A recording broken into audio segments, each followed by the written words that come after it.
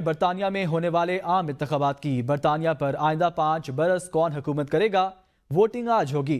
برطانیہ میں عام انتخابات میں تقریباً 5 کروڑ ووٹرز اپنا حق رائے دہی استعمال کریں گے، جبکہ پارلیمنٹ کی 650 نشستوں کے لیے 4,500 سے زائد امیدوار میدان میں ہیں۔ آج 650 نشستوں میں سے 533 انگلینڈ، 29 اسکاٹ لینڈ، 40 ویلز اور 18 نشستیں شمالی آئرلینڈ کی ہیں۔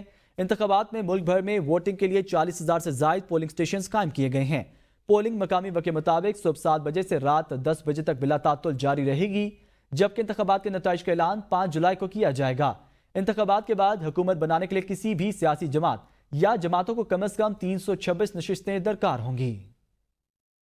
برطانیہ میں آج ہونے والے عام انتخابات کے حوالے سے تمام تیاریاں مکمل۔ ملک بھر میں 40,000 سے زیادہ پولنگ سٹیشنز قائم۔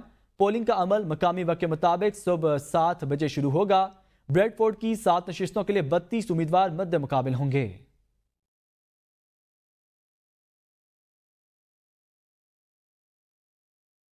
تمام تیاریاں کو مکمل کر لیا گیا ہے۔ ملک بھر میں 40,000 سے زیادہ پولنگ سٹیشن قائم کیے گئے ہیں۔ یہ پولنگ سٹیشن مقامی سکول، چرچ اور کمیونٹی سینٹرز میں بنائے گئے ہیں۔ بیلٹ باکس کو ان پولنگ سٹیشن تک پہنچا دیا گیا ہے اور ان پولنگ سٹیشن میں الیکشن والے دن تقریباً 1.5 لاکھ سے زیادہ افراد اپنی ڈیوٹی سر انجام دیں گے۔ مقامی وقت کے مطابق پولنگ صبح 7 بجے شروع ہوگی، جو بغیر کسی وقفہ کے رات 10 بجے تک جاری رہے گی۔ پولنگ کا عمل مکمل ہونے کے بعد پریزائڈنگ آفیسر بیلٹ باکس کو سیل کر کے کاؤنٹنگ کرنے والی جو مخصوص جگہ ہے وہاں پر ان باکس کو پہنچا دیں گے۔ 9 جولائی کو پارلیمنٹ کا اجلاس ہوگا، جس میں 9 منتخب 650 ایم پیز اپنا حلف اٹھائیں گے اور اسی دن ہی اسپیکر کا بھی انتخاب عمل میں لایا جائے گا۔ 17 جولائی کو دوبارہ ہاؤس کا اجلاس ہوگا، جس میں کنگ چارلس 3 بھی شرکت کریں گے اور 17 جولائی کو نئے پارلیمانی سال کا باقاعدہ طور پر آغاز ہو جائے گا۔